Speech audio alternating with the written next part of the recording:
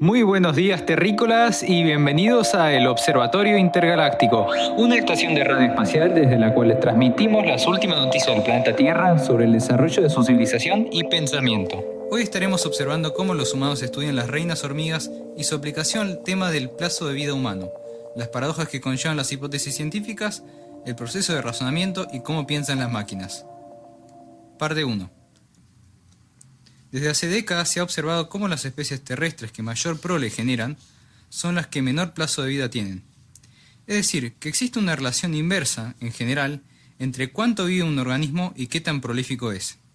Sin embargo, en las hormigas el proceso no es tal.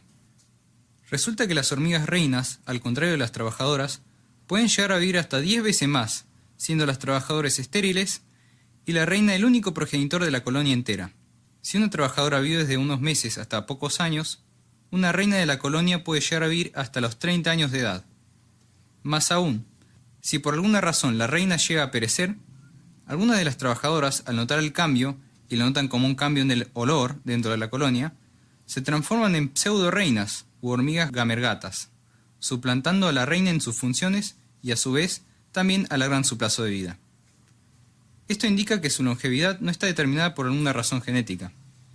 Un grupo de científicos de Nueva York halló que las reinas producen una especie de proteína que suprime el efecto envejecedor de la insulina. Sabemos que la insulina es una hormona que se secreta con la función de que la glucosa, azúcar coloquialmente hablando, pase del medio extracelular, sea este el torrente sanguíneo o la hemolinfa en el caso de los insectos, hacia dentro de las células del organismo.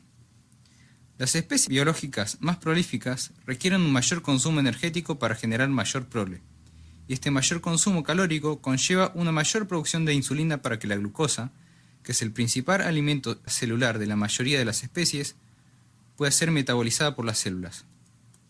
Además, la insulina regula la generación de radicales libres y otras sustancias oxidantes que son productos secundarios del metabolismo.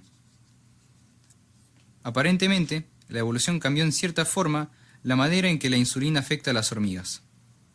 Cuando una hormiga trabajadora se transforma en gamergata, comienza a consumir más azúcares, ergo generando una mayor respuesta insulínica. En las reinas, y en el caso de las hormigas que se transforman en reproductoras, la MAP sinasa activa el desarrollo de ovarios funcionales, que dicho sea de paso, en las trabajadoras son no funcionales y se encuentran en estado atrofiado. ¿Cómo funciona la insulina? La insulina hace dos cosas en un organismo.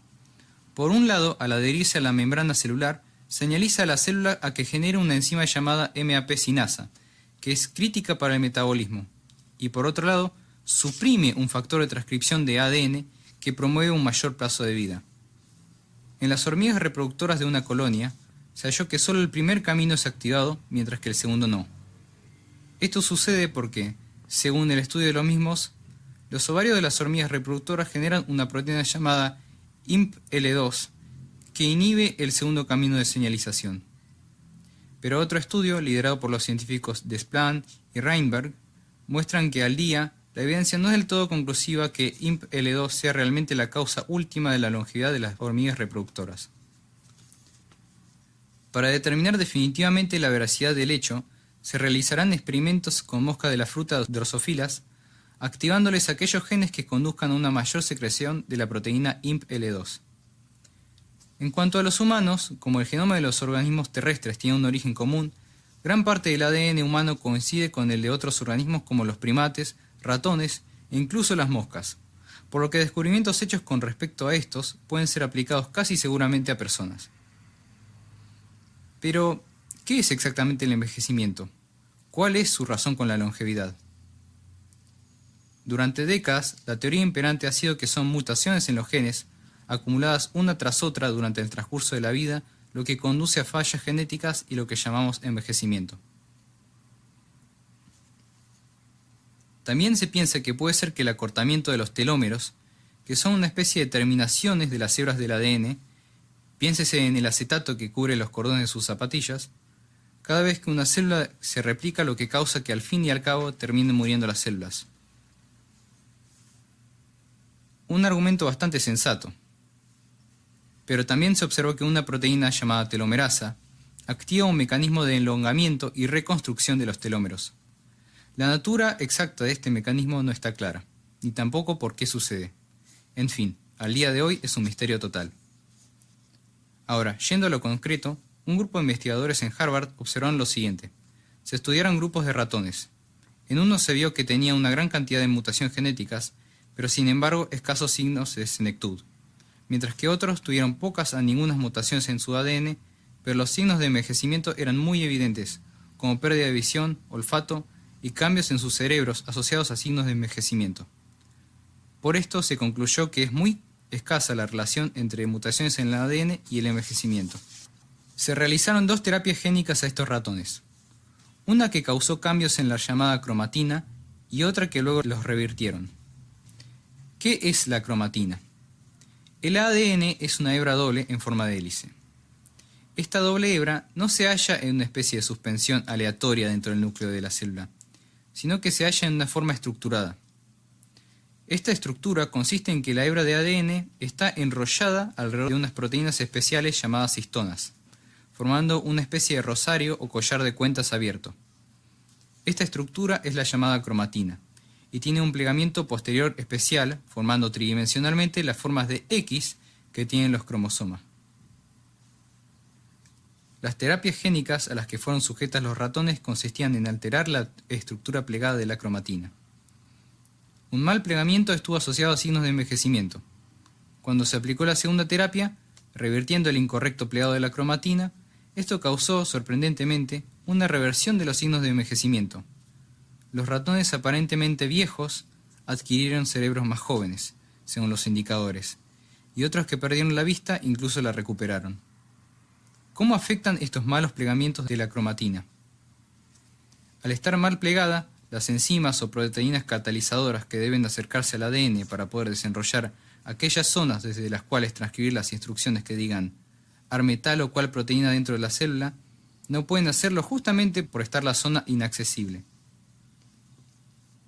Esto inevitablemente se ve reflejado en una carencia de componentes estructurales esenciales en el organismo, porque las células simplemente no las pueden producir.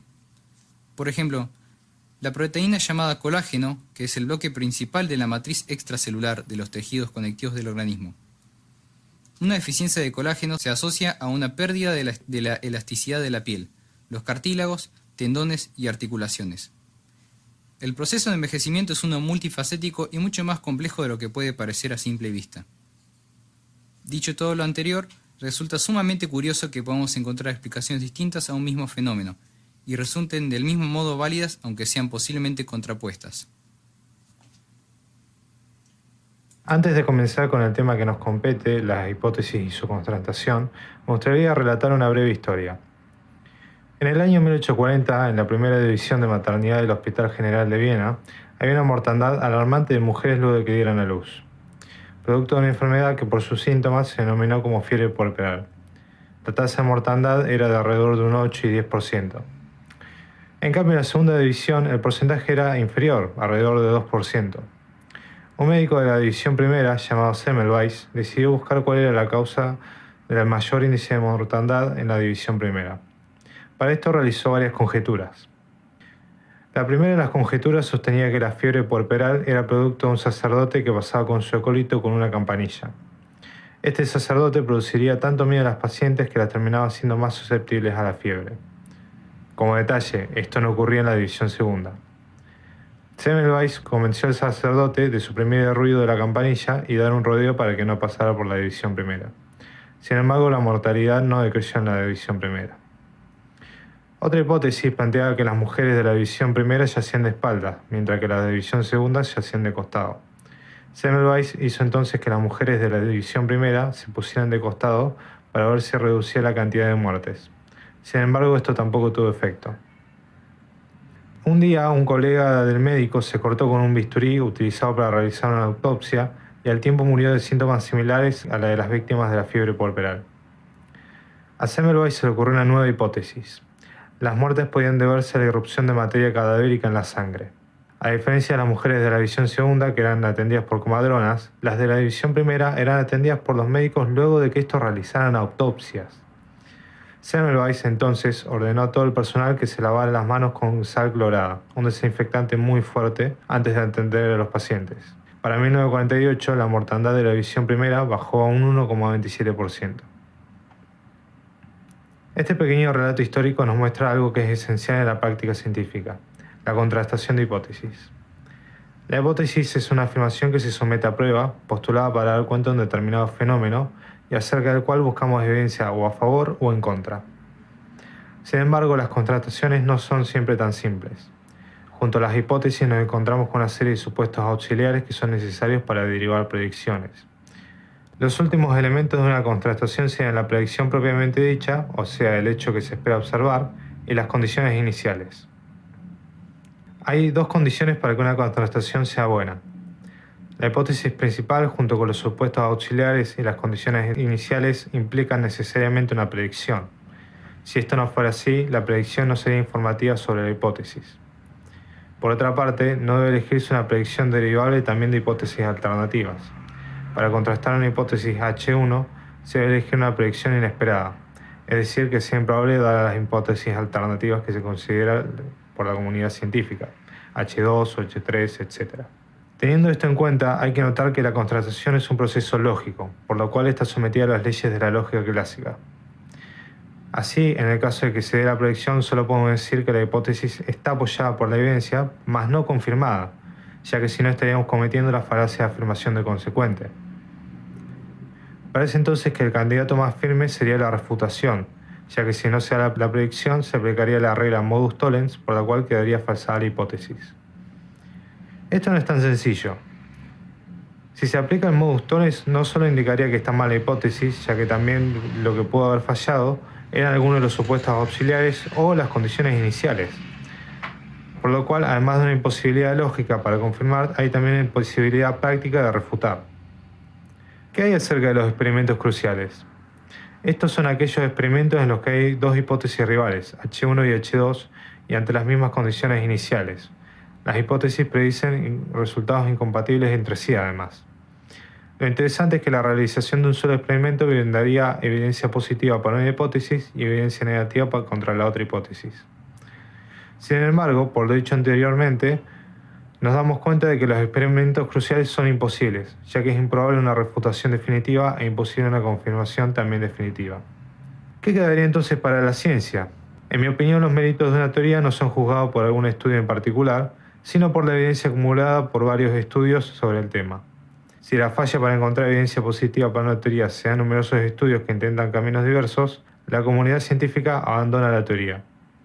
Contrariamente, si numerosos estudios brindan apoyo a una teoría, aunque no se trate de una prueba formal, la teoría pasa a ser aceptada como válida por la comunidad científica. Con esto damos por terminada la primera parte de esta transmisión y les deseamos un muy buen viaje interestelar, observadores intergalácticos.